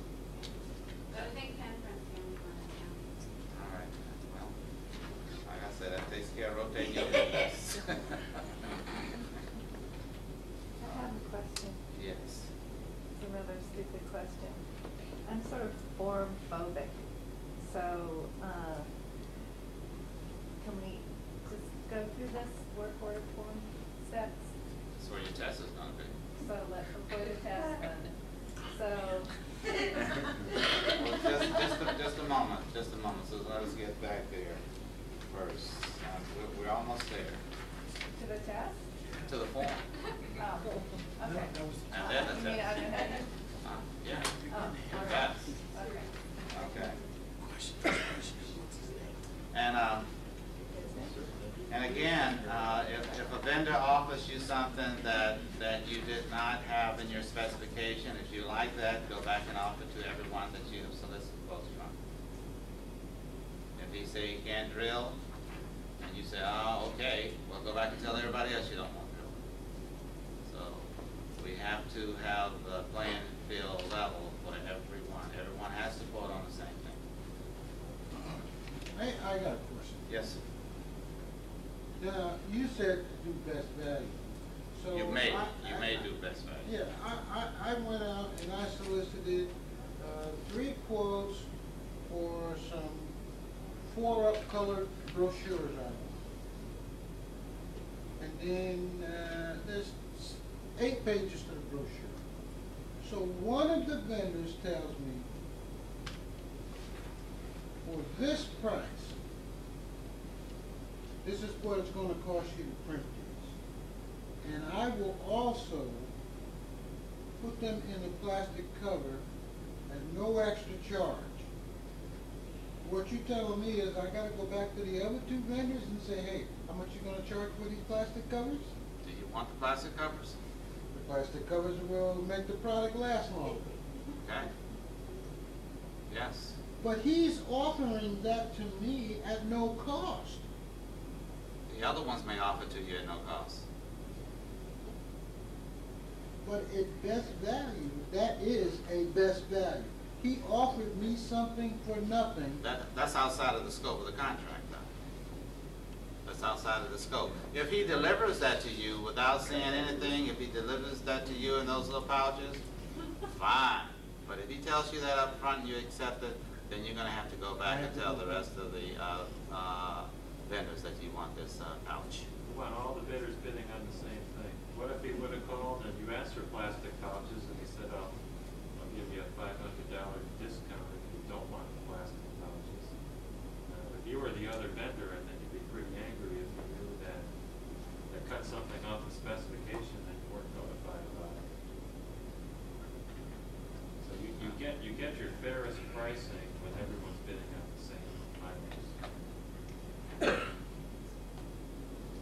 Sounded good, though, didn't it? Well, I mean, if this was a product I was buying, or if this was a truck I was buying, and I went to the 3 vendors for the truck, and they said, this is the price on the truck. And then one vendor said, well, we'll give you tinted glass for the same price. That's best value. I don't go back and ask the other 2 how much tinted glass is. But it's not a bidding process. No, it's not. You're not bidding. You're shopping. That's right. Well, basically what I'm doing still is shopping. It is not a contract until we have a mutual agreement between the contractor and the contractee. You're right. However, if this vendor, and I've said this on several occasions as we went through there, if somebody offers you something outside of what you requested, then you got to give that other vendor, those other vendors, an opportunity as well. Now, as I said, if you go ahead and get that job done, and when he delivers to you, if he had put it in pouches for you, fine. But if you're going to do that up front, if you're going to accept that up front, put that on your work order, then the other vendors have to have an opportunity. So here's how you could do it, according to be within the realm of the contract. You could say, well, fine, I don't really care. You know, I didn't ask for it, but okay? And that way you're getting something, you're getting the product, but you haven't made an agreement. It's like, fine, you can do that, I don't care. If you agree to it, then tell the other ones you wanted these pouches. That's what. Yeah, If you guys have something going on where he said, well, when I deliver these, I might put them in a pouch or whatever. You know, anything happens outside of the bidding process. If he delivers you something that you accept and it's okay, fine. It did not prejudice the other vendors. But if you do it up front, then you're going to have to tell these other people that's what's going on. So any negotiations prior to the signing of the contract has to be offered to the other bidders. Absolutely. That's Well, value. if that person wasn't a low bidder and he said, if his bid was like second level, you would have to go back to the others and give them an opportunity. Because maybe the others, like he said, would offer this, would say, yeah, I'll throw them in for no extra cost. Then who would you go to? You would probably go with the other one Yeah, at the lower price. that's true, because this has put me on the opposite side of what I generally do. Yeah. Most of the time, I'm trying to get the biggest bang for the buck that I can get. Yeah. So And his extras price- is good. And his price may have been the second lowest. You say, well, hey, but I'm getting plastic bags. I'm going to give it to him. And that wouldn't be fair. You know, and best value though doesn't necessarily have to mean monetary though, right? No, Like if it you have doesn't. 3 vendors and you got 2 with one's totally outrageous, you don't even want to go with them, but the other 2 are pretty close. Based on past performances with you, if you didn't like the one vendor, you can determine best value with the other one because you don't want to hassle with you. That's exactly one of the items that we had listed in there, you know, past performance. If you have a bad history with this person, with this company, you know, you don't want to go there. You want to get the best value. And again, if you got a bad performance record with them, leave them off the bid list. So, but you're absolutely right. Those are the qualities that are going to embrace best value. That wasn't a good example of best value. That was an example of someone probably trying to get you to give them a job because they're going to offer you something else. Yeah. Yeah. But I mean, vendors do that. I go Yeah, they out, do. I look for transoms, you know? And I tell them, I said, well, what kind of transoms do you have? And they said, well, we have this and we have that. And I said, well, you know, another company is offering at a little cheaper price. I said, well, can you come down a little bit? He said, well, what I'll do is I'll throw this in and I'll throw that in. You know, it's my job to negotiate that price as low as possible so that I'm getting the best bang for the buck. But now I'm asking for a bid. And it's their job to get that job at the highest price possible. You know, if it's a $500 job, if that's the norm for the job, they want to get as close to that $500 as possible and still get the job. That's their job. My job is to get them down below that 500 as far as possible. And your job we're also, working from 2 ends. right? And your job also is to allow everybody to bid on the same thing. Yeah, to make it equal. Well, you can bring in the 3 vendors once they've given you their quote, and you can ask. Now, correct me if I'm wrong. You can ask them, you know, like, this seems awful high to me. Can you come down? If they say, yeah, I can come down, then you go to the other guy and say, this seems awful high to me. Can you come down? Right? Well, you get into an auction then, Yeah. so we don't. What you want to do, when you get your low bidders, when you get your low bid, if you think that all the prices are too high, then whatever adjustments you make, you're going to have to make that with all 3, because if you add another day to the schedule, that may really do it for the second low bidder. Hey, I got some more press time. I can lower this price by $100. So, no, you don't want to get all your 3 bids and then go barter with them. Yeah, that's We don't want it. them knowing one another Yeah. because we don't want any Right. collusion, because sometimes they rotate who's gonna get the next procurement. Yeah. And so everybody except Janice is going to have to do what's right. She only has 1 contractor, so. Maybe 4 cents. You know, there's only one important too. Huh? There's only one important too. Honest. What do you got, Steve? Takes it a lunch. An example is that if you have 1 contractor and who are on the spot list in that area. In the Tri-Cities? For area. I don't know what, I mean, we have it in Tri-Cities. She only have 1 contract, 1 vendor on the spot list. And she just buys a sole source vendor and then only get 1 quote from the vendor. And Yeah, she can do that. If that price is reasonable, if that price from pen printing is reasonable, there's no reason why she can't award to it. Now, what you will have to do if this job is over $2,500, over $1,000, you got to go to Squim and Forks and put somebody else on that bill. so if it's over $1,000, she has to go outside of her area to solicit, quotations from other vendors. Yes. Now, if you happen to get a lower bid from Squim and you feel that your best value is there in Port Angeles, then you can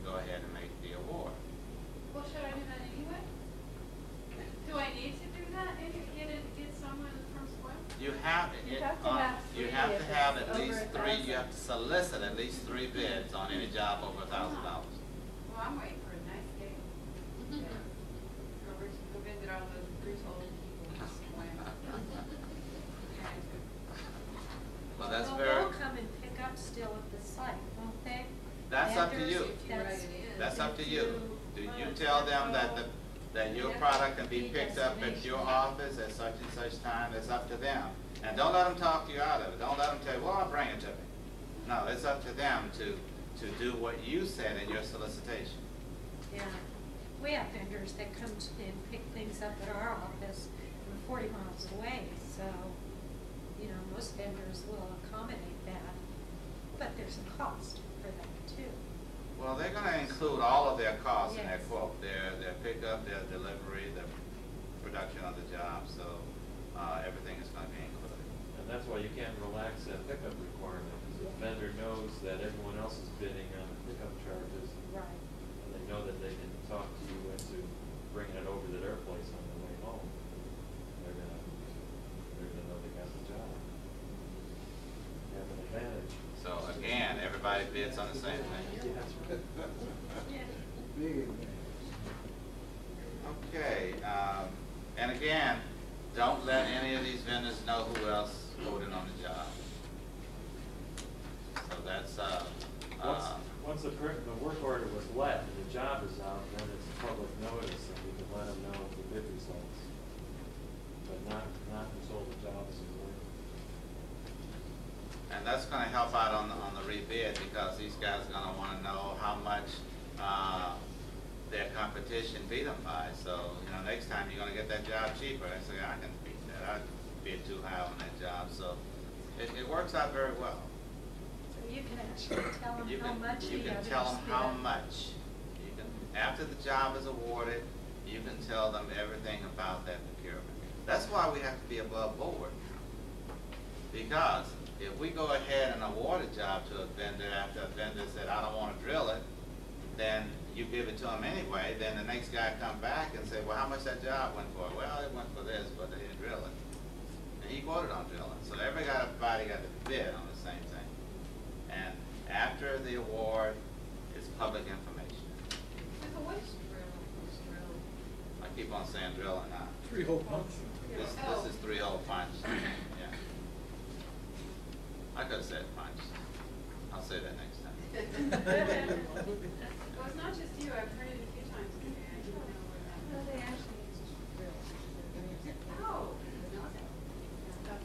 like I do.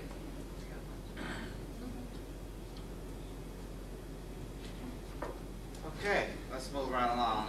We talked about reporting and review. I gotta have a copy of your work order after you've done it, after you made the award, a copy of the work order and the abstract. We're done with litigation copying.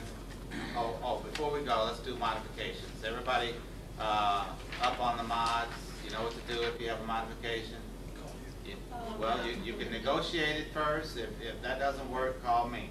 If it goes above your $2,500, then you do have to call me regardless. Okay?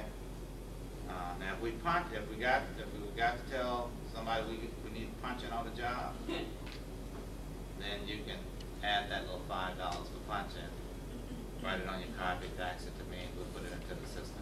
Yes, ma'am. Okay, this is up run up against before. You, put in your specs that you want approved, and they bid on that. And then they send you the proof, and the proof looks awful, or not quite what you were expecting. And so you send it back, and then you tell them you want another proof of the new color separation zone.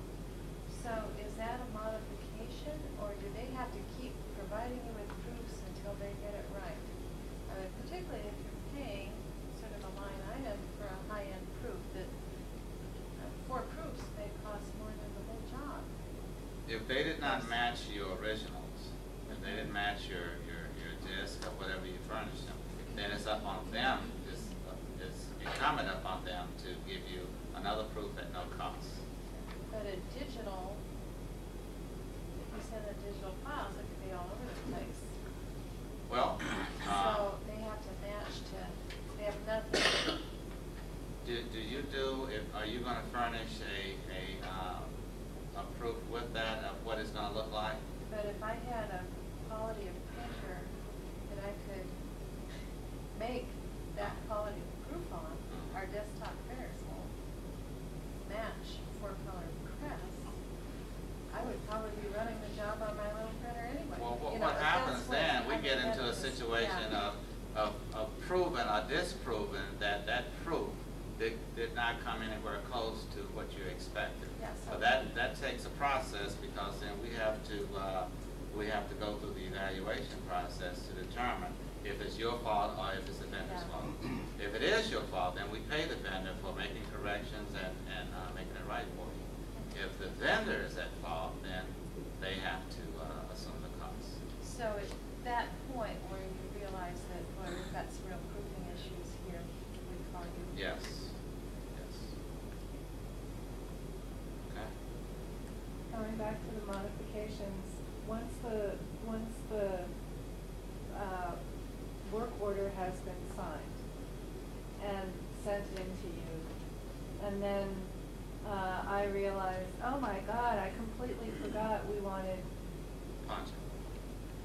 yeah, drilling. Okay. Something, let's make it, you know, a little bit more expensive, like a, I don't know, a spiral binding, or I don't. Now, so, in my way of thinking, that's a modification. I mean, so the contract has been signed, and yet, never mind, I'm not gonna go into all this. Well, if the contract has been signed, then you want you want some spiral bind instead of side stitch, you can ask the vendor to give you a cost for that. The contracted vendor. Huh? I don't need to notify anybody else. It's gonna probably be under $1,000, so you do another, Well, what? but you can't separate them into 2 parts. No, you can't. You can't. But that incident there, if You step in. well, if you're not comfortable with the price that the vendor gave you, then you call us and we will negotiate it for you. If it's going to take it over the $2,500, you still call us. But 9 times out of 10, whatever mod that you ask for is going to be within the realm of your dollar limit. So if you're comfortable with that extra $100 for a spiral binding, put it on the work order, fax it to me. If you're not comfortable because he charged you $500, then call us. We'll slap him around for you. So if, one of the things that happens more often than not with us is we'll issue a work order, a SPA work order, with the delivery date, say, 3 days away, and then something we were supposed to provide, like electronic data, there's a problem with it. So then we have to talk to the contractor and negotiate an extension of time in order to allow them more time, since we may have to send them a new electronic disk. So do I mod the work order and then send it to you to show that I'm extending the delivery date? Exactly. We don't need to get involved with that. You know you screwed up. So Yeah. give them 2 more days to do the job, put it on your work order, fax it to me, we'll extend it in the computer. Okay, How's that? that's fine. That happens a lot.